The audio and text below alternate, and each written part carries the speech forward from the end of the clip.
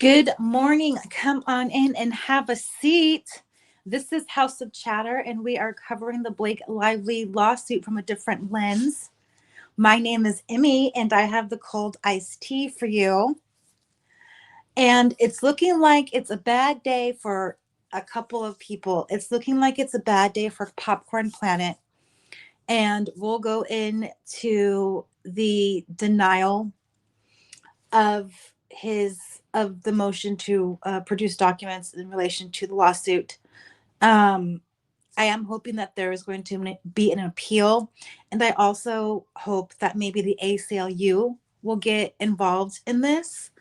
Um, so it's just really disappointing. I also think it poses a really big risk to the Wayfair parties, and it ends with us cast and crew because now not only do they have badges with names and faces, they also and probably roles. Um, Now they have information or potential information that was told to uh, who they thought was a reporter, and now that's been being exploited. What else is being exploited in Main Street media is the whole um, Taylor Swift subpoena for a deposition and how that could relate to Ends With Us lawsuit. As you know, Justin Baldoni denied any involvement in that. Blake Lively's camp was silent. Taylor's camp was sort of silent if you exclude a Star magazine exclusive. Um, what's interesting is the whole focus on that was shifted to the bigger focus of the Ends With Us lawsuit, but it was distracting from this shockingly IP lawsuit that Taylor Swift has been rumored to be avoiding service like for months, for like ever. She's running away from getting served in this new IP lawsuit. This lawsuit has since been dismissed, but she's re-bringing it back up in the Florida court. So, towards the end of this lawsuit getting dismissed in the Florida federal courts under the Judge Cannon, I believe, and she's famous for other cases, Taylor Swift had been dodging. And the lawsuit was dismissed in late September. And as I understand it, maybe this incident also happened in September. So, wouldn't it be very convenient if you knew that you were going to be served and you have to do all of these invasive maneuvers, right? How convenient also that she also has a stalker that no one can track, right? So, everybody is on alert. So, why would you be leaving a gate opened or unlocked or secured? And why wouldn't your neighbors know? And why is there a security guard and your neighbor in this incident if it happened on the street and not in the backyard? But all that is very convenient. So if you have a major lawsuit going against your frenemy and you wouldn't want headlines again and backlash again for your album sales, they were great, but there is 50,000 different versions of them, and people are paying like what, $800 to buy all of these different versions.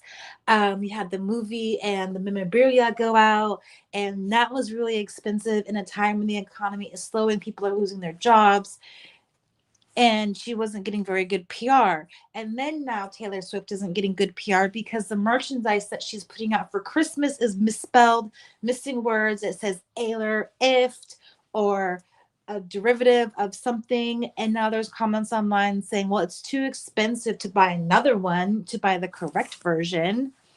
But at least I have some of the pieces to make the correct version, while other people don't have pieces to make a correct version of anything, and they spent $60-$70 on these products that are incomplete and are just a total letdown. So maybe Taylor Swift called it into Star Magazine to stay ahead of the IP lawsuit that she had against her, to avoid the bad PR and to maximize the PR machine around It Ends With Us and make it look like Blake Lively maybe had something to do with it, or Justin Baldoni, but maybe Blake Lively because she's pulling that string too, because we all know that Taylor Swift is the mastermind of PR and frenemies. She will take you out, which is very interesting how she didn't have any of the frenemy songs on her new album. It was all about love, which is really cool, but it's just interesting. And I know I'm kind of rambling, but I wanted to make that point about Taylor Swift. Um, I do think that's interesting. I'm not sure if she'll ever be deposed. Um, I didn't see any TS transcripts, text messages, anything like that um, in the docket. So maybe they didn't get anything from Taylor Swift, and maybe they didn't need Taylor Swift in the end, anyways, because there's so much more damning information in this complaint. Let me just check in with the chat real fast. I think I know how to do this now. I think I clicked on it. Show on stage. Joe says, "I'm not really buying that they're not friends anymore. They're now putting out a blind item that Justin Baldoni and Blake Lively were having an affair during the filming, and Ryan found out, hence all of this mess." Wow, that's some good gossip I can go into. Can I go into that good gossip, that good cold iced tea? Oh, this is my powerhouse, man. Yes.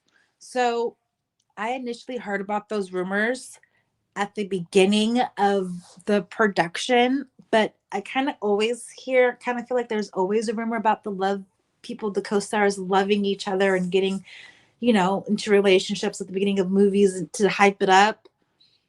Um, just like they did with the Naked Gun movie with Pamela Anderson and Liam Neeson. And I so wish that they're like a real life couple, because I was like, oh my God, love. She was heartbroken. He was crushed. And they just made such a good couple. And I'm very disappointed that they're a fake couple. But yes, it is rumored. And this is the rumor that went through is it's Blake Lively connected to Taylor Swift, who is connected to the wife of Patrick Mahomes, who was doing a girls trip with one of Blake Lively's friends, maybe, or somebody in her orbit. And she had mentioned, and this is going to be the rumor to the rumor to the rumor, that it was Brittany Mahomes that said that Taylor had told her, that Blake had told her that there was some love affair that had gone on the set of Ends With Us. And the Ryan found out and he went crazy. I'm just going to put this comment on, if I can do it, on the stage. Show on stage. And Ryan found out, but because they have a sordid history of maybe not being faithful on movie sets, example, God, what is that? Firebug got my brain. Green Lantern, right? Green Lantern. Everybody knows the romantic story of Green Lantern, right? They supposedly fell in love together on set, but Ryan was still married to ScarJo, and Blake was dating Penn Bagley. Whatever, they finish the movie, they separate, whatever, both couples separate, then they find themselves trying to set each other up on dates, like, ooh, Ryan, this girl would be good for you, and Ryan's like, ooh, this guy would be good for you, and then they're on a double date, and then they're like, ooh, I really do love you, and then they lived happily ever after, and they got married on a slave plantation, and had to retract from that, and then there was Harvest, and then they had to, or Preserve, and then they had to retract from that, and then there was this Target fiasco, and then group effort, and here we are.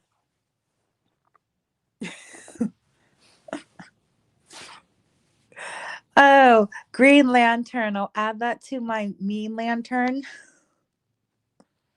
I haven't seen the movie, but I saw um let me just try to do this. I did see their interview and they did look like they were just all up in each other's grill. They couldn't help but be in love.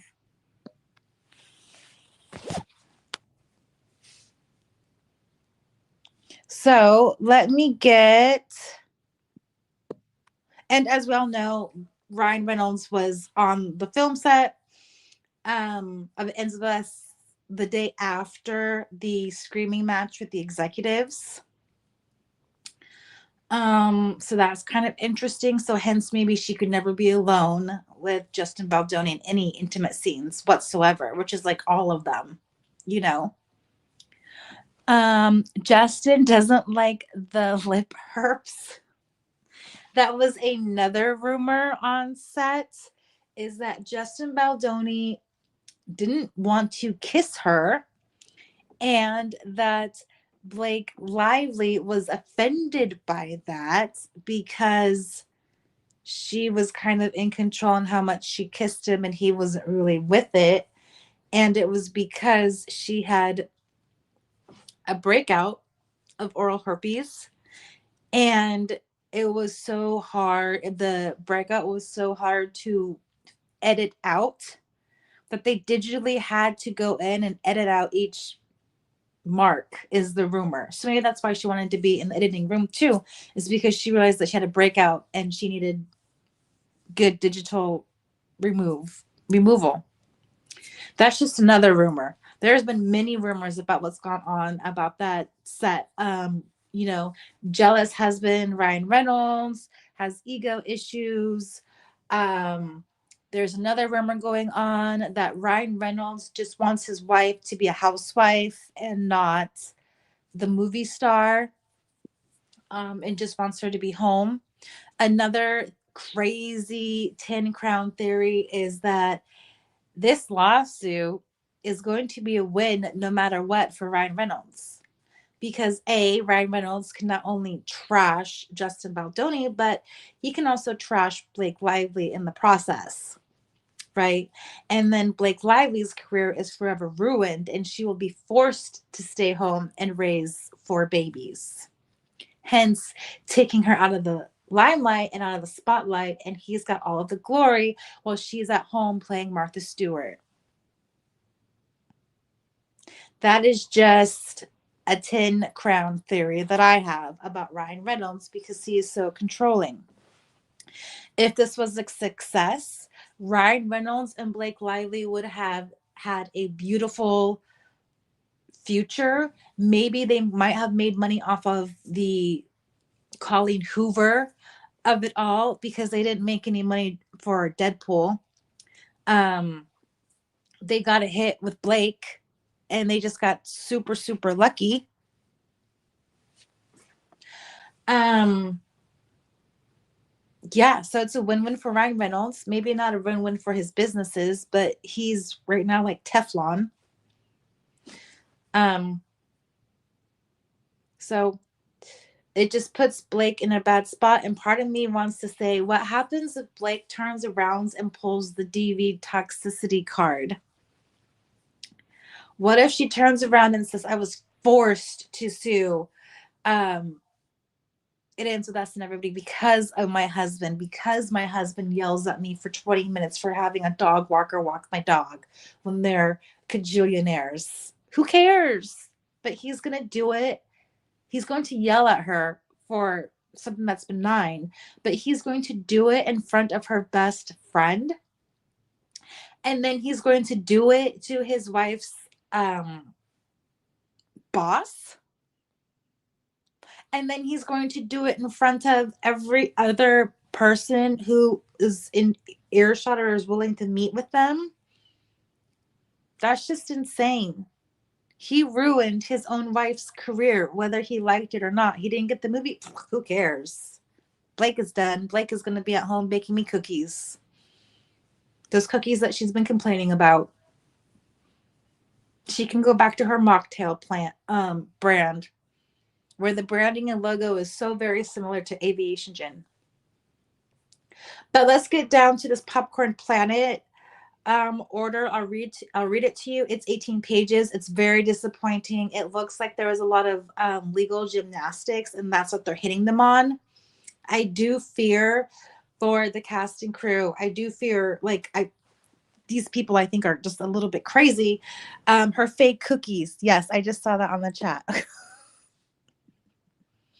Or that she doesn't bake. She does. I really I can't get your comment. Oh, um, I saw her struggling with the key lime pie thing for the Vogue magazine YouTube cooking session, and she was struggling, and I love that for her.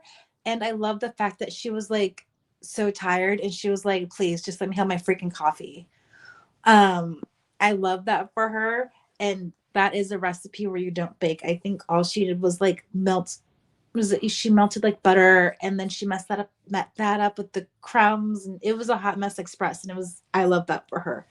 Um, that's what's probably like for her at home with 4 kids, and Ryan doesn't seem like he's helping. Joe said Andy needs to just get the documentary out at this point. I do believe, and I do have his privilege log pulled up. There is mostly he's been communicating through emails. It looks like SMS for most of these, and most of these have been non-responsive. There's a couple of Instagram DMs, and there is a SMS, Instagram DM, and the rest are emails. It looks like he didn't get a lot of like responses because a lot of these are like stop dates. Some of these are like the same day. So 1, 2. There's an interesting one at number 4. The conversation went on from 1/21/2025, which is the same date that the Ends With Us unedited video came out, to as recent as 6/24/2025. And this says it's a communication with party defendant source regarding requests for comment in connection with Popcorn Planet's coverage of consolidated action generated pursuant to news gathering duties. So someone was talking to somebody by SMS for 5 months. And I do believe that it was Justin Baldoni's camp that gave out that video, not only to Popcorn Planet, but also to Perez Hilton. If you look at the disclosures, I mean, if you look at the interrogatories and the, you know, F around and find out, I made a video on it. Go look through the playlist. It's something like, I know who Perez Hilton's source is. And the dates match up for this. 10 Crown Theory. That's the only significant entry that I can see as far as like months and months of communication with others. For like I said, the most part, it's a couple days or non-existent. So I would like to know who that source is, but I think I have an idea. And also, it includes entry 20 and 21, also by SMS. Looks like Andy Signor and Defendant 1 and Defendant 2. Oh, no, these are not significant. These are the same day. No comment for those. Okay, so it looks like one person out of his whole privilege log was communicating from him to him from the date of the unedited video release to 6/24/2025. Was that the vague video? 1/21 was when they released the unedited video of Blake Lively and Justin Baldoni. They were supposed to be in character. Justin Baldoni was in character. Lively not in character, as you could tell in the video. And this is where she was like, he was kissing me. He said, I smell good. Something about just a drastic different conversation that was captured with audio and video. The vague video, I think, is the video that you're talking about, where they're in the onesies in the bar, and you can barely hear them, but it's the toothpick one where you can hear toothpick yell through the entire thing, and Blake Lively is not happy about it, and very protective of her food, from what I've noticed. But whoever is or whoever is entry 4 by SMS, they're gonna have their stuff handed over, and yeah, you never saw that video. I'll do a video tomorrow and we'll cover that, because it does go into like the 17 point and the whole lawsuit thing. We'll go into that, and it's a pretty big eye opener. It was like the first time that you saw that there was really a deviation between the two camps and two parties. So whoever is entry 4, we need to keep that in mind. So the order is under Rule 45, Federal Rules of Civil Procedure. Popcorn Planet Inc. moves to quash subpoena for documents served by Blake Lively, who responds in opposition, docs 1 through 2, 8 through 12, because Popcorn Planet fails to establish that the privilege applies or otherwise waived that a privilege, and fails to demonstrate an undue burden. The amended motion to quash Doc 2 is denied. So, background, this matter relates to Lively versus Wayfair Studios, which is pending in the Southern District of New York. Lively sued in December 2024 and alleged that during production of the film It Ends With Us, she experienced sexual harassment and an organized campaign of retaliation led by her co-star Justin Baldoni. So this is December 2024. Andy's privilege log does not start until 1/21. And not sooner. So no sooner did Justin Baldoni and the Wayfair parties release that video were they in communication with Andy Signor. And I do believe that's true for Paris Hilton, tinfoil hat theory. But I just want to make that clear. So I'll continue. An organized campaign of retaliation led by her co-star Justin Baldoni. Doc 8 at 2, Lively Doc 1 at 42-62. I'm not sure what that means. Numbers. According to the complaint, Baldoni engaged crisis manager Melissa Nathan to help Baldoni get ahead of the narrative and mitigate bad press generated by Lively's complaint. Lively Doc 1 at 3, blah, blah, blah. The strategy allegedly included third-party advocates willing to provide a potential quote or engage with reporters on behalf of Baldoni and others, and the seeding of content on traditional and social media platforms. Do we think that Andy was seeding? Okay, because if it was 121, he had already received information from the other's camp, supposedly, right? An amended pleading, Lively alleges that this campaign continued after the filing of her complaint. Okay, that's fair. According to Lively, the defendants directly engaged with media platforms to overwhelm and confuse the public's understanding of Ms. Lively's allegations. Overwhelm and confuse the public's understanding of Lively's allegations. Chat, what is Ms. Lively's allegations according to your understanding? And to drive a negative sentiment against Ms. Lively and anyone who supports her or speaks out against Mr. Baldoni. So this is a little bit different now. It's whoever supports her or speaks out against Justin Baldoni. So maybe Colleen Hoover, Isabella Ferrer, Brendan Scanar, was it Leslie Plank, Jenna Redfield. Lively further alleges that this campaign involves statements by the defendant's lawyer, Brian Friedman, who regularly issues inflammatory content to media outlets and who says anything, whether true or false, that will harm Ms. Lively's credibility and intimidate others from speaking. Funny. According to Blake Lively's disclosures, she did disclose that Brian Freeman um, does have a knowledge about intimidation, but she also mentions that Claire Ayub also has information on intimidation. Just to let you know that little iced tea part. Okay. Lively alleges that Mr. Freeman's statements were published with actual malice. So he knowingly knew this was false because the defendants know the core narrative advanced by Mr. Friedman that Miss Lively fabricated made up actual harassment claims to seize control of the film is false.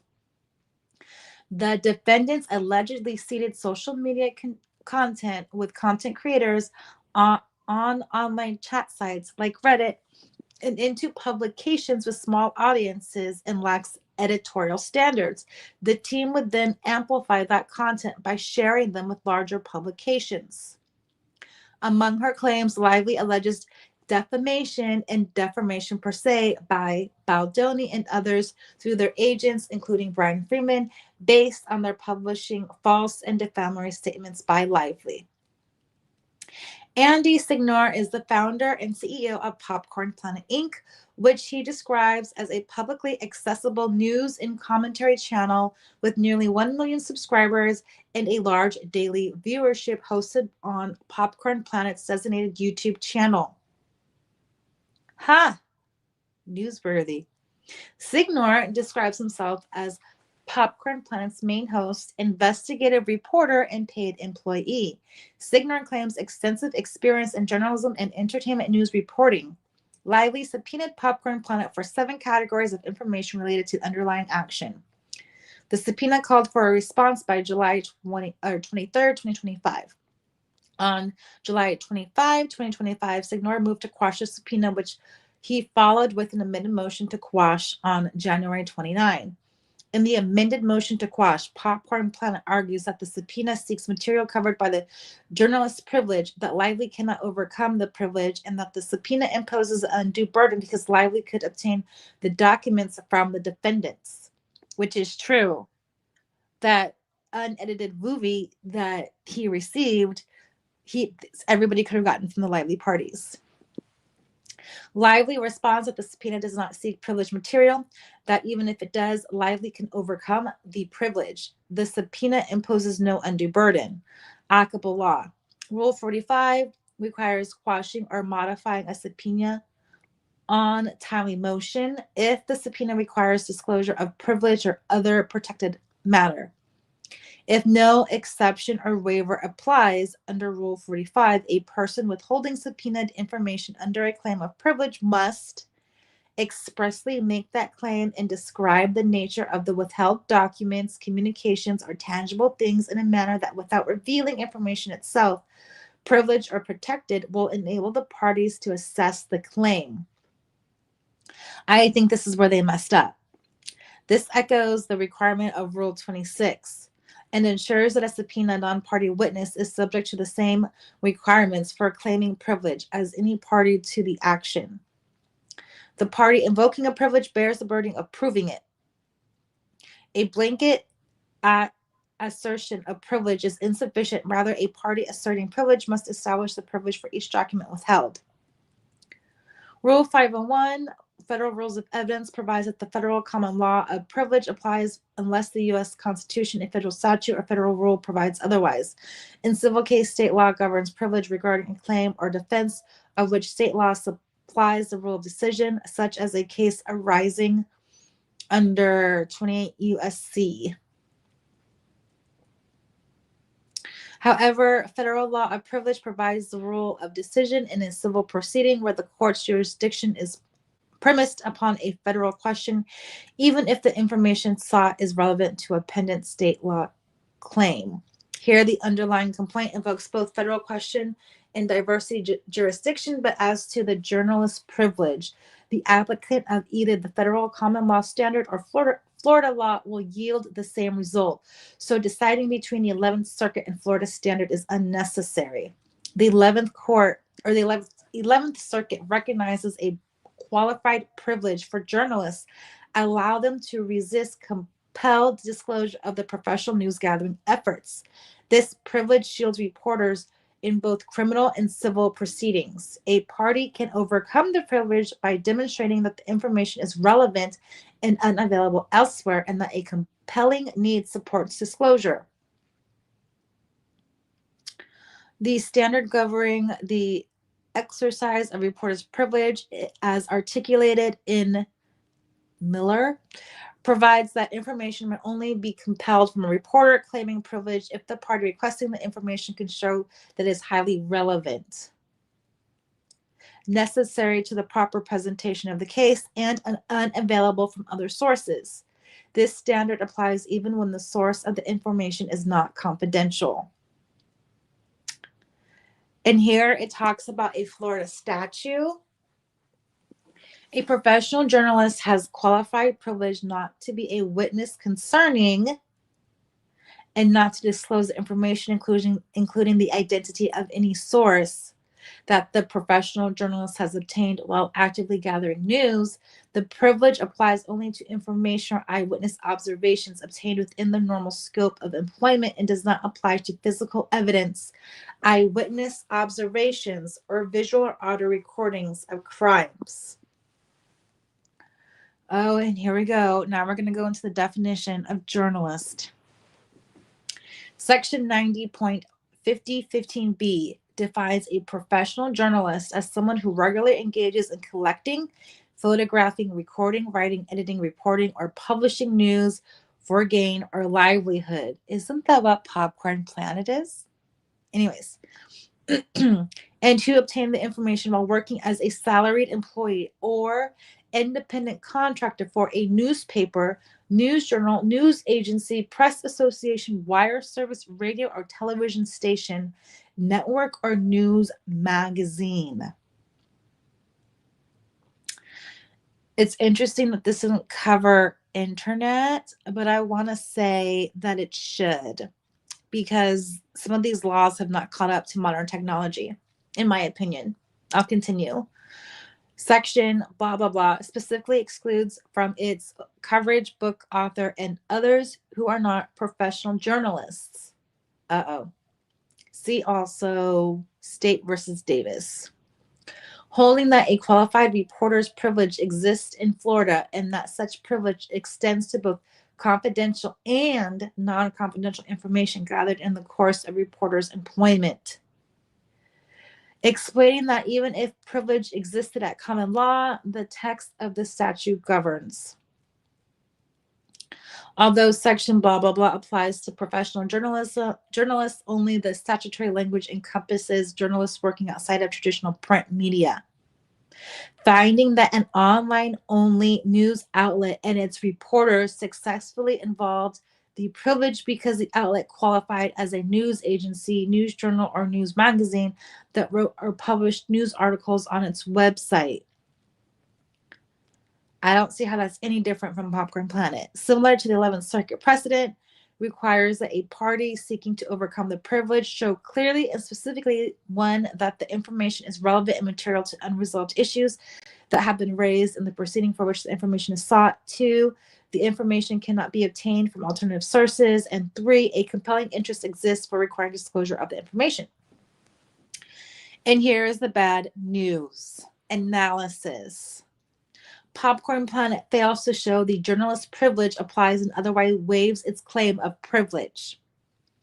Signor formed Popcorn Planet on June 20, 2022 as a Florida for-profit corporation for the purpose of media production, quote unquote. He reinstated the corporation on October 8, 2025 after an administrative dissolution in 2024. Footy notes, Signor declaration claims that Popcorn Planet is a 5013C corporation, but his publicly available records with the Florida Department of State say otherwise. Judicial notice of these public records is appropriate.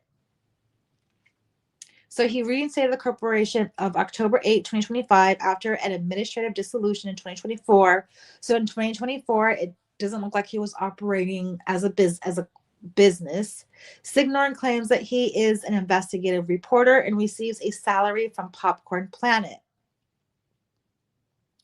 Signor describes Popcorn Planet as a publicly accessible news and commentary channel and finds himself as the show's main host. Popcorn Planet's channel is an account on the website youtube.com through which Signor publishes content. Signor describes the channel's content as news videos, some of which feature legal experts to comment on high-profile court cases involving celebrities. Signor claims that it is unquestionably Signor claims that he is unquestionably entitled to invoke Section 90 Florida statutes as well as the common law federal privilege. Signor asserts that Florida courts have already determined that the statutory journalist privilege applies to internet-based entities as long as they report the news. However, none of these cases cited by Signor determine as much or contain significant analysis of the statutory language. So what they presented wasn't what the judge saw. And here's another footnote, and it's pretty damning. 2 footnotes, pretty damning on the legal side. Popcorn Planet is little more than a YouTube channel. Although Popcorn Planet maintains a website that operates as an online shop for branded merchandise, Popcorn Planet has no independent website for hosting its video content. Now, Perez Hilton does have his own website. Popcorn Planet maintains an online account through the web service Patreon for fundraising, as well as accounts on other social media platforms such as Facebook, Instagram, and X. Popcorn Planet's social media links directly to the YouTube channel as its homepage for its content. Popcorn Planet's content, including any paid exclusive content available through its Patreon or web store, is published and hosted exclusively through YouTube. Footnote: Signor's motion contains the wrong citation for Gerber versus BuzzFeed Inc. The order discusses Section 90. It is, I can't even say that, Gerber versus BuzzFeed Inc. In any event, that one name I'm butchering, is neither controlling nor particularly persuasive on matter of statutory construction, and as discussed above, holds that Section 90 contains no language limiting the Florida reporter's privilege to traditional print media. That name does not hold that Florida privilege applies to all internet-based entities that report the news. I'll continue with the decision. Similarly, Signor claims that he is a professional journalist as defined in Section 90, but again offers no analysis of the statutory language and concludes without explanation that Popcorn Planet satisfies that language. So they didn't present that. They didn't do their lawyerly job. That's what it sounds like what the judge is saying. And I'm just reading this as a non-lawyer. I'm a healthcare worker. I know nothing. Ask me about, well, don't even ask me about healthcare because even that's up in arms these days. But that's what I'm getting. What do you guys think so far in the chat? They offered no analysis of the statutory language and concludes with an explanation that Popcorn Planet satisfies that language. So they didn't define Andy, it looks like, or Popcorn Planet, or what he does. Finally, Signor claims that the content published by Popcorn Planet constitutes news because that content is information of public concern, namely in the categories of entertainment, culture, and current events. I would agree with that. But maybe the court doesn't. To qualify as a professional journalist under Section 90, Signor must regularly engage in the collection and publication of news while working as a salaried employee or independent contractor for a, quote, a newspaper, news journal, news agency, news or press association, wire service, radio or television station, network, or news magazine. Yet, Signor says nothing about Popcorn Planet where it fits in the meaning of these terms. So they didn't define him. They didn't say Popcorn Planet is part of the wire service under YouTube. They're not. This is what the judge is saying from what it looks like. Here, for example, Popcorn Planet concludes without analysis that Popcorn Planet is the type of employer contemplated by Section 90. However, a YouTube channel such as a Popcorn Planet is clearly not a newspaper, a news magazine under a plain and ordinary meaning of those terms. And this just is giving more case law. Just saying it needs to says, whereas the legislature has not defined words used in statute, it is appropriate to refer to dictionary definitions to ascertain the plain and ordinary meaning of a word. Neither does Popcorn Planet readily fit the term news agency, press association, wire service, radio television show, or network. That leaves news journal, which also appears to exclude from its plain and ordinary meaning a YouTube channel.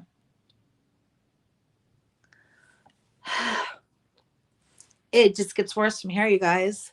Even if Popcorn Planet could muster a definition broad enough to cover its YouTube channel, any interpretation must consider the context in which the term appears. Section 90 is precise and clearly intended to exclude certain types of media, as evidenced by the exclusion of book authors and others who are not professional journalists. The definition of professional journalists include within its scope professional news organizations, which are distinguished in part by the exercise of editorial standards and control. Nothing submitted by Popcorn Planet suggests that it show. Oh, and he is putting in Oxford Dictionary definitions. Dictionary, and there is 1, 2, 3, 4, 4, 6, 7, 8, 9 that the judge wanted us to know by a dictionary. Sorry, I'm stretching. Considering practices, the editorial standards normally associated with professional news organization. Man, so did his lawyers make a mistake? I think his lawyers didn't. I don't think they explained it very well, to be honest. As I'm trying to put this next comment on stage, it's not letting me. Anyway, it says the lawyers sound like they should have shown more proof that he was one. I agree. His lawyers should have shown more proof. And now it gets even more scarier. Furthermore, although Signor investigates entertainment news and creates content, his position at Popcorn Planet is not the type contemplated in Section 90. Signor says that he's employed by and receives a salary from Popcorn Planet, but he is also Popcorn Planet's owner, founder, and CEO, the host, director, editor, and main producer, as well as a registered agent of the company, the addresses for which consist of a USPS mailbox and private residence, according to the Florida Department of State. I wish they wouldn't do that. Thus, Signor is self-employed, and Florida courts have historically held that the journalist privilege applies to journalists employed or hired by traditional media outlets. Case law. And he's just putting a whole bunch of footnotes and case law in here. He even did a search on Popcorn Planet. Wow, I didn't even. He did a search on Popcorn Planet on November 26, 2025 of this year. He also did a search November 26th. So it looks like he was researching this for some time, because they have to put when they've accessed the site last. So 2020, November 26th, he already had his decision, it looks like. Let me continue reading. Self-employment is clearly not contemplated in the statutory definition of a professional journalist.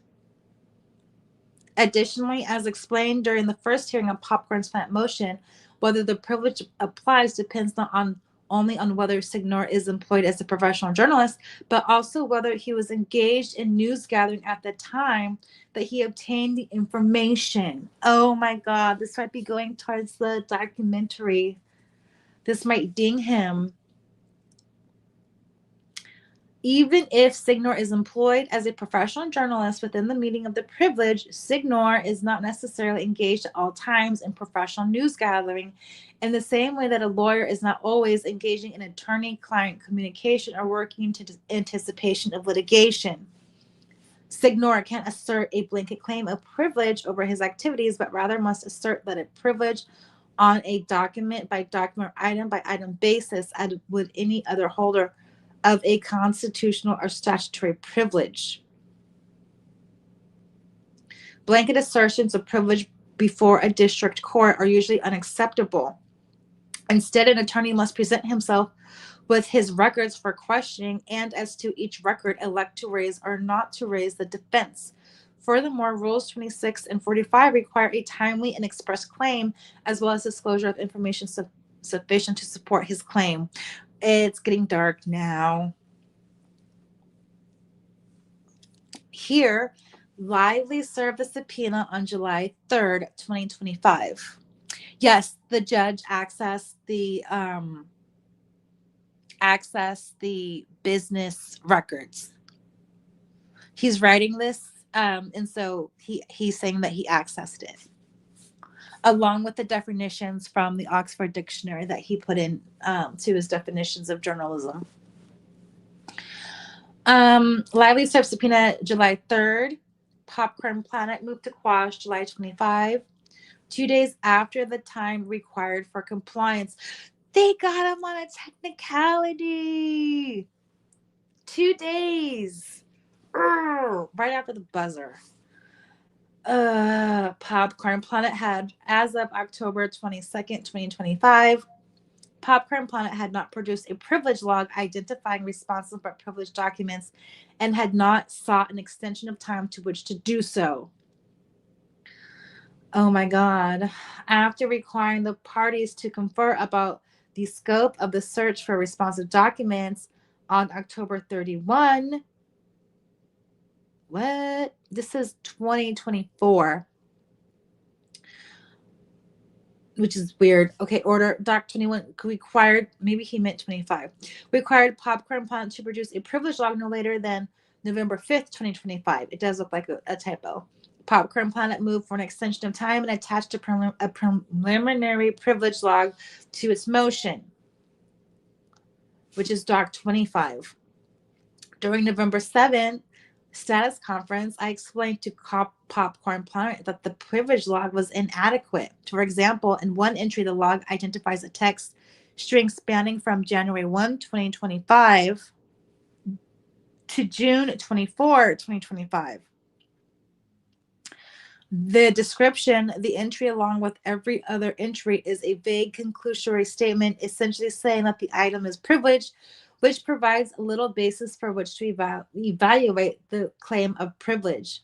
So I'm not sure what they're supposed to put as far as like what it's talking about. Like, is it saying, hey, we concluded with each other that nothing happened, or like what is it really supposed to say? Like how specific and what details are you supposed to be putting in this thing? In response, counsel for Popcorn Planet argued that it was nonsense or absurd to suggest that he held a log or itemized each and every text message subject to the privilege. Case law. Explaining that when opposing counsel noted that Mr. Whoever had not provided a privilege log or attempted to parse out the communications that would be privileged, Mr. Whatever this guy's name is replied, I don't parse it out. That's not my job. And it's ending little quote, consistent with counsel's position that the law does not require particularly and that Popcorn Planet can claim privilege categorically, the final privilege log filed by Popcorn Planet contains no changes. except for the addition of 2 items.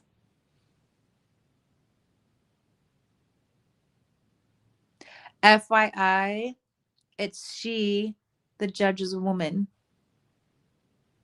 Yes. Yes, this judge is a woman.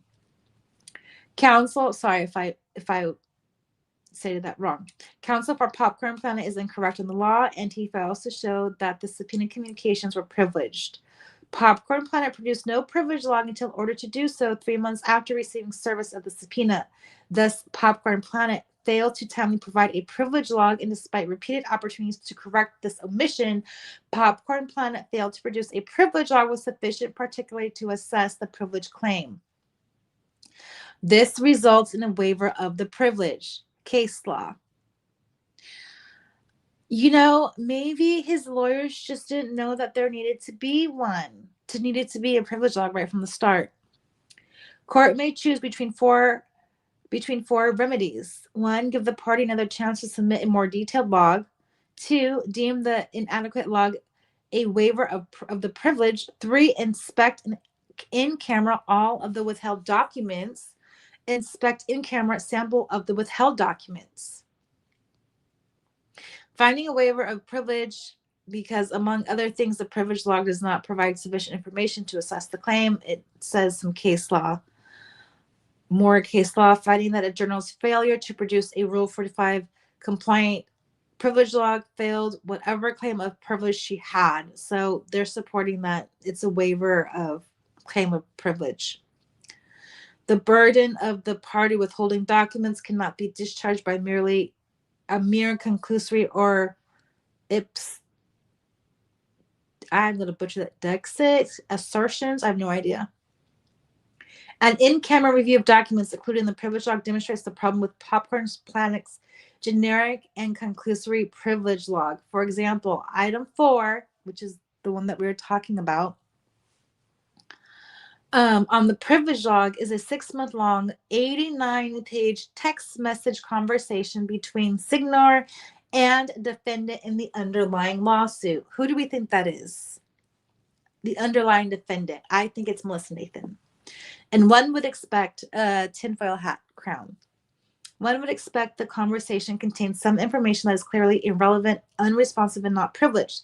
The text message conversation constitutes the bulk of the material in the initial privilege log, which contains a mere 142 pages.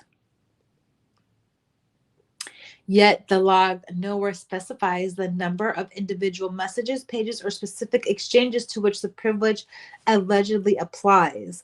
The final privilege log contains only 2 additional items, which suggest the final universe of documents is not much longer than 142 pages. Thus, Popcorn Planet cannot possibly claim an undue burden in having to separate these documents into the relevant and purported privileged parts. Even if the inadequate privilege log caused no waiver, Popcorn's Planet production of the document has. A comparison of documents include in the in-camera inspection with those produced to Lively reveals no discernible substantial difference. Items 5 through 17 and 19 are inquiries by individuals associated with Popcorn Planet seeking comment from people involved in the film who provided no substantial response. We went over that, remember? Sorry, my phone is going to die. These emails are similar in content and characters to emails produced by Popcorn Planet to Lively, yet Popcorn Planet provides no information about why some of inquiries are privileged and others, similar inquiries, are not. So he gave some to her and didn't to others? Accordingly, I find that Popcorn Planet fails to establish that the items responsive to the subpoena are protected from disclosure under the journalist's privilege. Even if Popcorn Planet established the items sought by Lively fall within the journalist's privilege, Lively can overcome it. The requests in Lively's subpoena are directly relevant and material to her claim that the defendants in the underlying action orchestrated a campaign to defame her with the help of third parties who created disparaging and false content. Oh my God. Oh my God.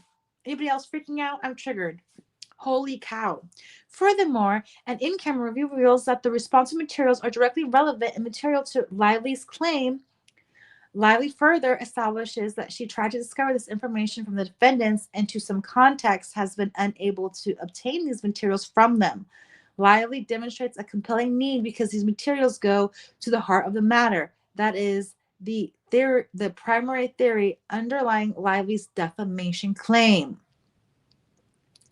And then it cites some case law explaining the Florida law and 11th Circuit directs courts to pierce the journalist's privilege in libel cases when a journalist is a defendant and where a plaintiff needs the information goes further to the heart of the matter. And then it says the subpoena, I'm sorry. It says Popcorn Planet the subpoena imposes no undue burden. Popcorn Planet argues the subpoena imposes an undue burden because the subpoena seeks extensive document production and because Lively has not exhausted more direct avenues to obtain the requested information. This argument fails for several reasons. During the final hearing of Popcorn Planet's motion to quash, counsel admitted having not discussed the scope of the request or the attendant search with counsel for Lively. They're not even talking to Lively. When given an opportunity to raise objections to the scope of the request, the subpoena counsel for Popcorn Planet said, I don't have a problem with the scope and affirmed that his only concern was with privilege. Second, although the undue burden analysis under Rule 45 considers whether the materials are available from another more convenient source, nothing in Rule 45 requires a party to exhaust all sources of information before pursuing third-party discovery. Even if required, Lively has attempted unsuccessfully to obtain the same communications from the defendants in the underlying case. Accordingly, Popcorn Planet fails to establish what the subpoena imposes an undue burden. I wonder why Perez was able to get free from this and Popcorn Planet wasn't.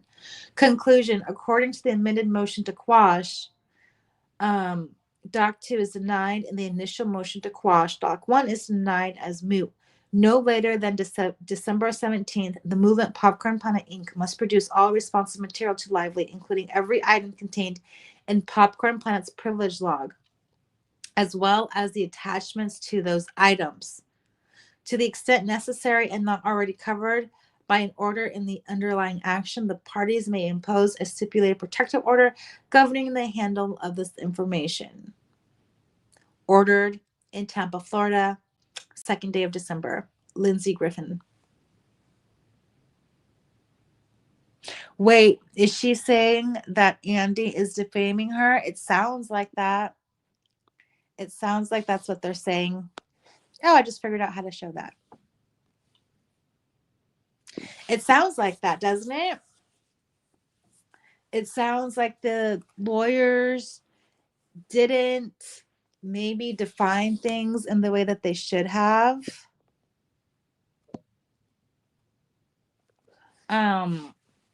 It sounds like he ran into problems similar to what Paris Hilton had, where he had to do a privilege log and gather all this information, and he was like, I need a lawyer, I can't do this by myself. And he got in touch with the ACLU and the ACLU helped him out. But also Perez Hilton has an independent website and his website is actually on Apple News.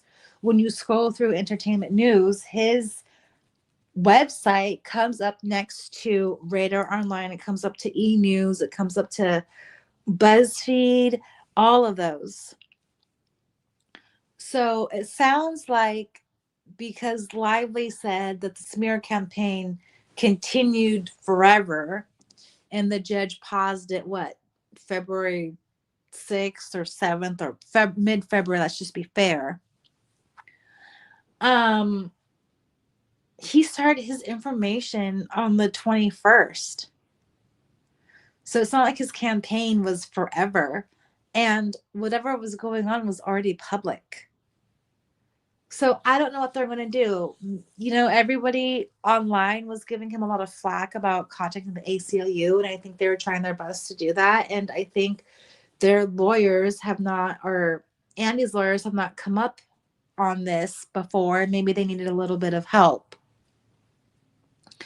And maybe they'll get a lot of help if they go after the ACLU. And yeah.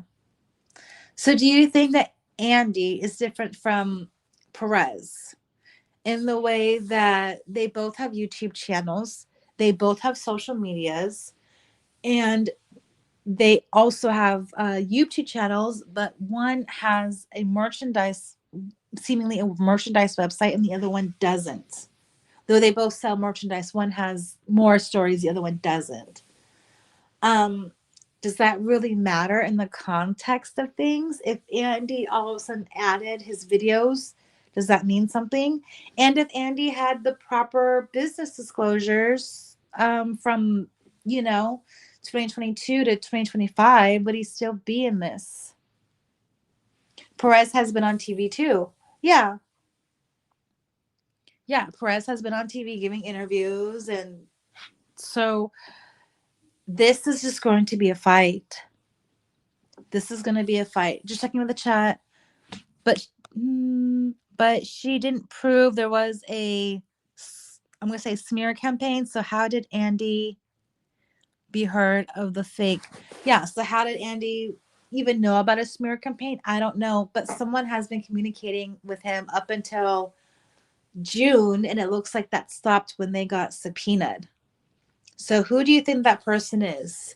Is that Jen Abel, and is that Melissa Nathan? And now does that open up another PR headache or another moral discussion between PR? It seems like the only moral person in this whole PR environment now is Jen Abel, because Melissa Nathan has contradictory statements or whatever.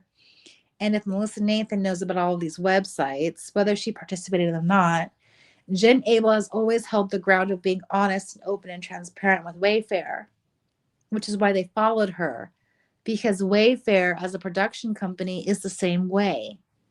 And I can't imagine Wayfair butting up to someone who didn't align to their own personal morals. So is this just the case where everybody in Hollywood is super shady, and the only transparent moral people in the world are the Wayfair parties and their PR team, their true PR team, which is Jennifer Abel? So just a thought. Anyways, it's time for me to get up my kids for school. Thank you for tuning in this morning. Let me know what you want to talk about tomorrow. Um, it should be interesting night tonight, so we'll have lots to dig into. We can still continue going through the complaint and more evidence and whatever. I'm hoping to see what the intimacy coordinator, if that gets unsealed, because I think that has a lot to do with her SA or SH. I'm sorry, I'm not gonna say SH claims. Um, and do you think they're going to settle? And what is that settlement going to look like? Thank you for joining me. Like, share, comment, watch some of my videos. Thank you all for tuning in. And thank you for all of the views and the comments. I really do appreciate it. And I'll see you tomorrow morning. Have a beautiful day, guys. Thanks, house guests.